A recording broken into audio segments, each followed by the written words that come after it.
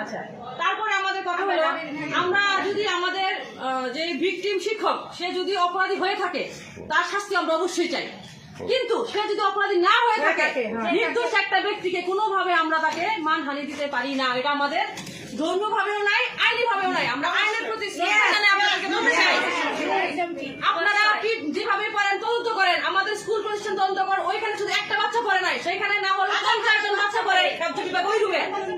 তো ওই রুমে প্রত্যেকটা বাচ্চার সাক্ষাৎকার নেন, প্রত্যেকটা বাচ্চার সাক্ষাৎকার নেবেন। যদি প্রমাণ হয় যে উনি অপরাধী এবং আপনার ডিএনএ টেস্ট করবেন, যদি মনে হয় যে তারপর মেডিকেলে যদি আসে উনি অপরাধী, আপনারা যা শাস্তি যা তা দিবেন। কিন্তু এখানে একটা কথা আছে, একটা ব্যক্তির দোষ কখনো একটি প্রতিষ্ঠানে হতে পারে না। অবশ্যই একটা ব্যক্তির দোষ ওই ব্যক্তি তো প্রতিষ্ঠান, ওই ব্যক্তি যদি ওই প্রতিষ্ঠানে হয়, আপনার বা আমার কারো ভিতরে যদি ওই ব্যক্তির বিরুদ্ধে কখন একটা অমানুষ যে করবে সেটা কি প্রতিষ্ঠান জানে? আমি বলছি ওখানে আরো শিক্ষক আছে, শিক্ষককে একজনের নির্দোষ এবং সেই শিক্ষকের সাথে আপনারা কি কখন কথা বলছেন? আমরা কথা বলছি আমাদের বাচ্চা থেকে উনি খুব ভালোভাবে পড়াইছে। শিক্ষকের সাথে কথা বলছেন?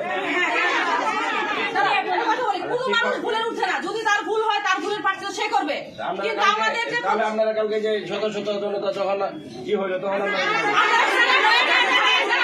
আমরা কি তখন জানেন এটা রমজান মাস, ছিল আর আমরা মহিলারা কি রাত্রিবেলা মাদ্রাসায় থাকি না, তার আগে ছিল না। উনার মুখের ভাষণ সেই ঘটনা অনেকদিন আগে, উনি তখন আসলো না কেন? আমরা সমস্যা তার এটা আমরা চাই এখন তাকে কথা দিতে হবে। আমরা আমাদের বাচ্চাদের কাছে তথ্য নিছি, সেই যে বাচ্চা মানে এলিয়েশন আনছে সেই বাচ্চা নিজে নেশাগ্রস্ত এবং আমরা আমাদের কাছে ভিডিও প্রমাণ পর্যন্ত আছে আমাদের মাদ্রাসায়। প্রমাণ দিবেন, প্রমাণ আছে আমাদের, প্রমাণ আছে সে যে নিয়ে আসছে সে নেশা করছে। এই ছোট বাচ্চা, এই বাচ্চা 2-3 বার বাচ্চাদের বের করে দেওয়া হয়েছে, তার বাবা রিকোয়েস্ট করে দিয়ে আসছে। আমি কোনো সমস্যা নাই না, আমার বাচ্চা সমস্যা করছে। আরেকটা কথা আছে এখানে, থানায় আমাদের পরিচালক স্যার মহিলাকে কথা বলতেছে।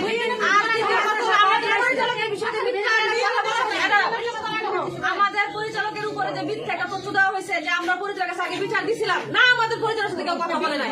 আপনারা বলে গেলেন যদি আপনাদের কোনো কথা থাকে না, আমরা চাই আপনারা সুস্থ তদন্ত করেন, সঠিক তদন্ত করেন, দোষীকে দোষ সাব্যস্ত করা দেব না এবং প্রমাণ সহকারে তাকে দোষী দেন। হ্যাঁ, সঠিকভাবে ডিএনএ টেস্ট করানো হবে, বাচ্চাটা পরিষ্কার বাচ্চা দিব না।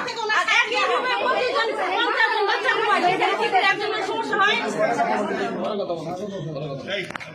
ওই রুমে 50 জন বাচ্চা রাত্রি যাপন করে, আমি তার একজন মা, আমার সুস্থ তদন্ত হোক। কিছু না হোক সেটা তো সবাই থাকে। আমার বাচ্চা নিরাপত্তা প্রয়োজন আছে, যদি আমার বাচ্চা নিরাপত্তা আমি নিশ্চিত করতে না পারি তাহলে তো আমি আজকে রোজা রেখে এখানে আসতাম না আপনাদের কাছে। আপনাদের আইনের কাছে দ্বারস্থ কেন হয়েছি আমরা? কোন অন্যায়কারী ছাড় না পাক, কোন নিরপরাধ শাস্তি না পাক। ডিএনএ টেস্ট করার আগে আমরা হুজুরের শাস্তি চাইলে যে শাস্তি হোক, ডিএনএ টেস্ট করানোর পরে যদি সত্য প্রমাণ হয় সত্য প্রমাণ যাচাই করেন আপনারা, যদি সত্য প্রমাণ যাচাই করেন ওই হুজুর নিচে 100 রকম হাবেজ বানাই দিয়েছে, 100 রকম হাবেজ বানাই দিয়েছে আমাদের প্রতিষ্ঠান থেকে। আজকে দাঁড়ান, আরেকটা কথা বলি, দাঁড়ান, যে আজকে এই এলিগেশনটা আনছে তার বাচ্চা নিজেও বলছে আমি ওই হুজুরের কাছে পড়বো। যদি সেই হুজুর খারাপই হবে তাহলে তার বাচ্চা নিজে কেন এই কথা বলবো যে আমি হুজুরের কাছে পড়বো? এটা বলা হয়েছে এবার যদি মাদ্রাসা পাঠাইছে ওই বাচ্চার মা একা চলে যায় ঢাকা, এই বাচ্চা একা বেড়ে যায়। ভালো করেন, আমরা প্রয়োজন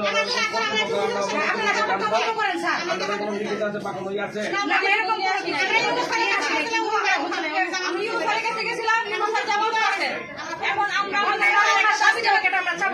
দাবি জানাতে চাই, আমরা কি কেউ দেখা করতে পারি বা কথা বলতে পারি?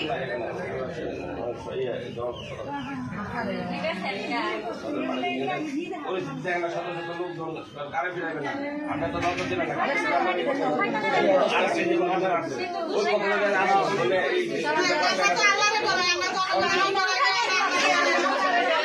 ঠিক আছে, ঠিক আছে বিচারের আগে আপনি তারা একটু কাউকে আগে দেখেন খবর পাইছি ভাই রাত 10 টাকা খবর পাইছি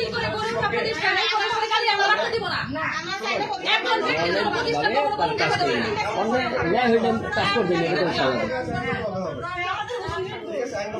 আইনগত কাজ আইনগত ভাবে হবে, কিন্তু আপনার আইনগত ভাবে কাজ শেষ করে আগে সেগুলো আছে দুর্বলতা আছে যদি আপনার দুর্বল থাকে তাহলে আমরা আপনার কাছে আজকে আসলাম।